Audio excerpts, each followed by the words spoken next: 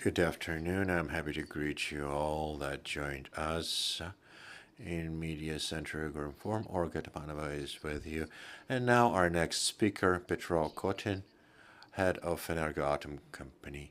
And we're talking about the status of nuclear objects in Ukraine. Please, the floor is yours. Good day, ladies and gentlemen. Thank you for giving me the floor.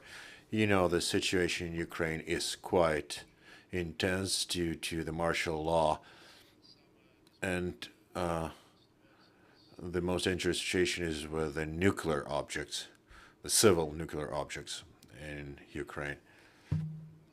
We have 4 nuclear stations in Ukraine operating, and one of them currently, Zaporizhzhia nuclear station, for 2 months is occupied by occupants, and they're there on the nuclear station. And that's the biggest nuclear station, not only in Ukraine, but in Europe. And we have 6 energy blocks there, 6,000 megawatt of electricity it produces. And this station now, over 500 soldiers of Russian Federation are there. Also have equipment, armored vehicles, tanks, or all military vehicles for infantry, and also explosives, and also weapons, items that don't have to be on the nuclear objects. That creates very dangerous conditions for employees to work there. We continue control of the station from the standpoint of use of it, and the personnel operates under our technical supervision and follows our instructions. Also, few anchor blocks operate and work for energy system of Ukraine. The electricity is sufficient with atomic energy for energy system of Ukraine. At the same time, the personnel works under big pressure of occupants, and their effects of humiliation, personnel being humiliated by occupants. Some of them were kidnapped by occupants. About a week ago, one of our employees of repair was shot at his home from by occupants. And right now he's wounded, he's severely wounded, and he's in a hospital. He was shot from AK, and he's still alive, and doctors are struggling to save his life. This situation of capturing the nuclear object and capturing nuclear objects in Ukraine, it's the first in a history when occupants can actually enter the country like Ukraine, who has a developed nuclear infrastructure, and for the first time nuclear station were attacked from the tanks, and they were shooting the objects and infrastructure of the nuclear station. That's for the first time. It's nuclear terrorism, facts of nuclear terrorism from the occupants. And we believe that it will be evaluated and the occupants will be punished, will get well-deserved punishment. To ensure safety in Ukraine and in the world, and to sustain the safety and security, we need to free the nuclear station, occupied nuclear station, from Russian occupants. Thank you, Mr. Petro. Lately, we are hearing a lot of communications that we're sufficient enough to provide our own electricity for ourselves, but we understand that exports is additional money for the budget. Are we prepared for to export electric energy? There are technical issues and an economical space and political. Technically, so 3 dimensions to it. So technically, we're limited to the landlines that we have connected with Europe. We're connected to the European energy system, and overall capability is about 700 megawatt. So in the end of the day, in the situation that we currently have, we'll be able to export about 700 megawatt. Right now, we have agreements about 200 megawatt with a gradual increase of exports in October to reach 700. Also, there are additional lines that we're working on to launch them. Firstly, that's the line between Chmielnicki nuclear station and Rzeszów in Poland. This line could add about 1,000 megawatt to exports. How fast we can do that, it will depend on the will of Poland and Ukraine and on the technical solutions that will, and technical decisions will be made. We have several online questions from Ukrinform. First, we have uranium ore reserves and some elements we import. Can we produce those elements for atomic reactors ourselves?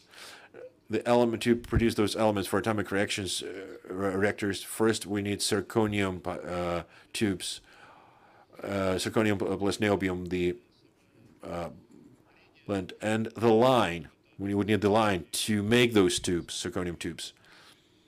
That's a 9.1 millimeter diameter tubes and 3.3.5 meters length. Those tubes we cannot produce ourselves in Ukraine. And someday in Ukraine we used to have zirconium production. However, currently it doesn't exist for a long, long time. And Dnieperspetsstal enterprise, they had a situation that they closed it.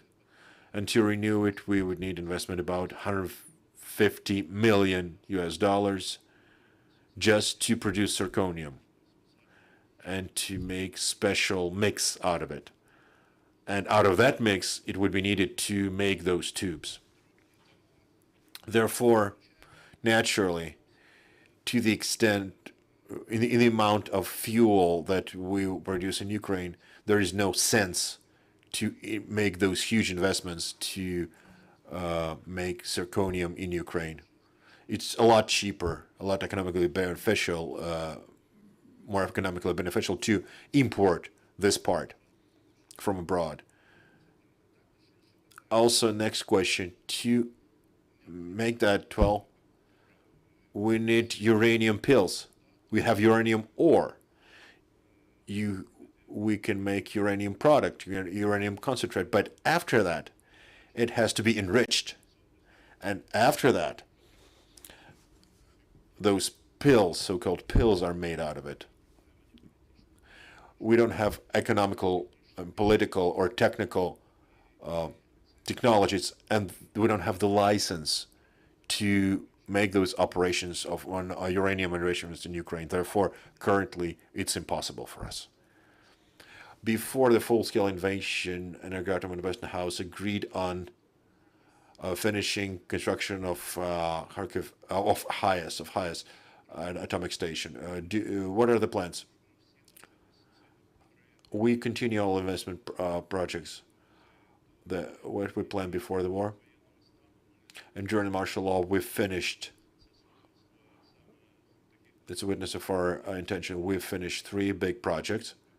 First, we received the license for launching Skyat in Chernobyl zone, and we can load fuel there in the containers and install them in Skyat. Second, we launched Hydra unit in Tashlik. It's fully attached to energy system of Ukraine, 150 megawatt of electricity, and that capacity allows us for maneuver that we lack. Also, it's a large-scale project. And the third, we recently, just 2 days ago, launched the second step of Southern Atomic Station, a third and fourth pool of chilling of Tashlik water basin. This this will allow us in the summertime to the full use the Southern Atomic Station in summer It will be 600 megawatt from southern Ukrainian atomic station. Also, we continue operation on preparing the platform for Khmelnytsky atomic station, as you asked. And we planned a lot of operations this week and the pending weeks, and you will hear about it, indubitably. Also, one more online question. At the start of full-scale invasion on Rivne atomic station, there were Rosatom employees that were working with, and there were issues that they were afraid to return home. What is the destiny of those people, of Rosatom people? They were exchanged for Ukrainian citizens. And in that period, they accompanied the cargo with fuel that was moved here to Rivne atomic station. There were 4 people. They had to accompany the cargo to keep it secure, and if there is some emergency situation, to react technically to that cargo. They were on the territory of Rivne atomic station for 1 month, and the war started. But according to the contract agreement, they had to stay there because, well, the contract ends after the elements that were brought had to be unloaded. After they were unloaded, they were given to the security service of Ukraine. They made a statement that you're saying, and they were transferred to Russian. Please, questions to your colleagues. Japanese company Nishiki, does there exist technological danger to cut nuclear energy produced in Zaporizhia from the territory of Ukraine and give it only to occupied territory? Well, technically, or in theory, everything is possible. We can fantasize and speak about theories how it's possible to do, but currently there are no preconditions for it in our current conditions. It's impossible in current conditions because Zaporizhia atomic plant, nuclear plant, it's connected to the energy system of Ukraine. It's fully works in the energy system of Ukraine, and it's connected to hydroelectric station next to Zaporizhia nuclear station, and with the lines, it's connected to the energy system of Ukraine. In order to, there are some lines for Crimea, but they've been damaged since 2015.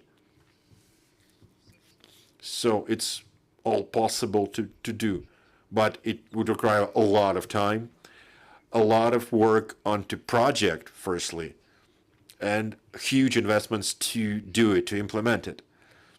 Speaking about the expenses and time, we can compare it to the construction of Crimean Bridge. Speaking of time frames and investments, it will be close to connect. That will require to connect Zaporizhia nuclear plant to the occupied territory. Okay. You mentioned the Russian army create very dangerous situation by putting explosives and weapons near the plant. And do you think Russian army recognize the danger, and how do you monitor the situation? I mean the security situation. Thank you. What I would like to say on this, well, we understand that explosives on the platform of nuclear plant where it can accidentally explode, it's really dangerous. It's there with the nuclear objects where there are many nuclear materials there. 6 reactors, fully filled with nuclear material, fresh fuel, 6 basins near to reactions, 6 pools. Also, it has nuclear material that was already processed, that is stored there until it's possible to remove it from the nuclear blocks. And also there is dry storage for processed nuclear fuel. At seventh nuclear station that represents danger. When Russians entered this territory of Zaporizhzhia nuclear station, the convoy had tanks, armored infantry vehicles, Ural infantry vehicles, and they started shooting the administrative buildings and the coordination center that they destroyed, and also infrastructure of the station.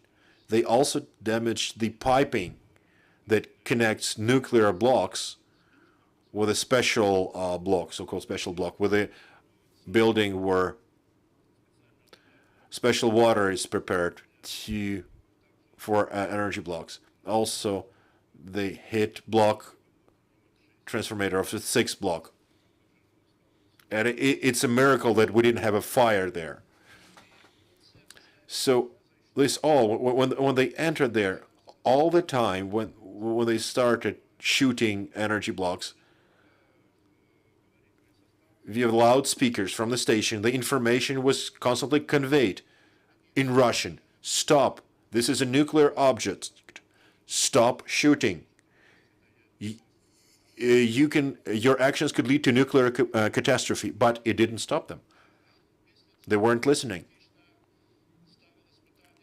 Then we just asked them, why did you come? Nobody understood what was the purpose of capturing firstly Chernobyl nuclear station, then they left it. Now they captured Zaporizhzhia nuclear station, and we understand what they're doing there and why they're there. What's the purpose? So they damage the physical protection, physical safety of nuclear station, but operative use safety, nuclear safety, it's sustained by our personnel. For them, the Russians just make up why they captured it. Just the question that you asked right now about moving energy to Russia. Also, they said they will sell energy to Ukraine. That's why we captured it, they say. But this is nonsense. Actually, it's nonsense. They make things up. It's impossible to implement what they're saying. Therefore, to say today that they really understand why they're there, why they captured it, we don't have an impression that they understand why they're there, why they captured it. And the main is psychological pressure on personnel. This danger is really severe because our personnel, our people, our specialists, instead of thinking of radiological safety, they firstly think what happened to their families in Enerhoatom, where the occupants act as murderers, where they stop people, they capture people, where they beat people, where they torture people, torture civilians. Viktor Melnikov, CGTN. Please tell us, how many percent the energy production will drop in the country? Well, I can tell you that since the start of the war, the consumption, electric energy dropped. The consumption dropped.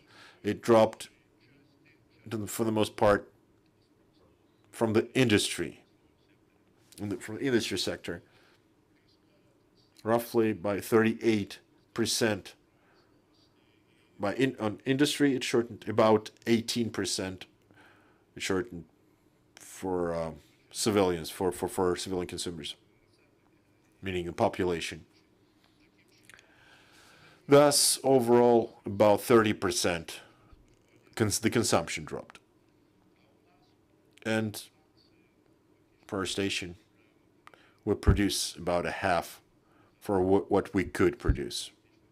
Practically half of it, of our energy blocks, just works. And I want to remind that 4 months ago, in winter, all 15 energy blocks, all 15 energy blocks were operating, and now only a half. And the majority of energy blocks on Zaporizhzhia station are stopped. They're in cold state. That's the most safe for those energy blocks. The other energy blocks that are operating right now, they're more than sufficient to provide to cover the demand that exists in the energy system of Ukraine, about 1,000 megawatt. We could add 1,000 right now as we speak to the energy system. More questions?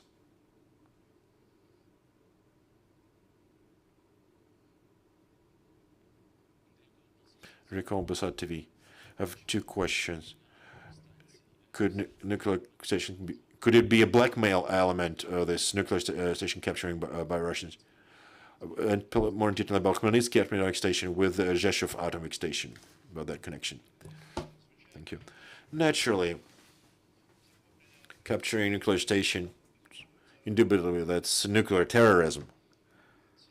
And there are a lot of reasons why they could do it.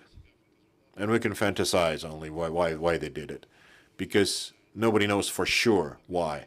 Firstly, I want to recall that in 2000s, Putin came up with the idea to unite nuclear complex of Ukraine and Russia. And back then, about maybe a year and a half, there were some even sessions on this topic. And then, back then, they were seriously thinking that they can follow this path and unite under the Moscow government to grab all the nuclear sphere of Ukraine. Maybe they have those memories, phantomic memories, and they think they're able to do it.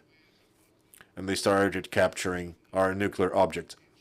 The other thing is that they use them indubitably as a military base, as military bases. The Zaporizhia nuclear plant, in peaceful times, it's an enforced object. It has a good fence, special around the premises, special places for shelter of personnel if there is an emergency, big territories with beds and everything for personnel, should that happen. Also, those stations are united. They have also canteens and dining facilities and other infrastructure that is needed for a lot of personnel stay there and feed them, and so they stay. To provide all the necessary for them. So all that is used by Russians as a military base to locate their personnel, their military, and to stay there. That's one issue. Other issue, the occupants occupied it, possibly to protect themselves with the presence of the nuclear material that's there, because no sane person will shoot out of tanks to the other objects, except for the occupants, except for Russians. They understand we cannot just come there and start an assault on the station, because it's simply dangerous. Therefore, the station themselves protects them while they're there. That's why they're there. With regards to the lines, Khmelnytsky, Rzeszów, currently the line in general, we assessed how fastly we can launch it. We can launch it depending on the decisions that will be passed, technical, from 3 months to about a year and a half. After that, we'll be able to supply for exports 1,000, 1,500 just on this line alone from Ukrainian energy systems, and also be able to receive electric energy from the EU if we would need it. Thank you. More questions? No more questions. Thank you for joining us and finding time for us. Petro Kotin was with us, head of Enerhoatom. Thank you very much, dear friends. I remind you that at 3 o'clock we'll have an expert session with journalists regarding the situation in Crimea, so please stay with us.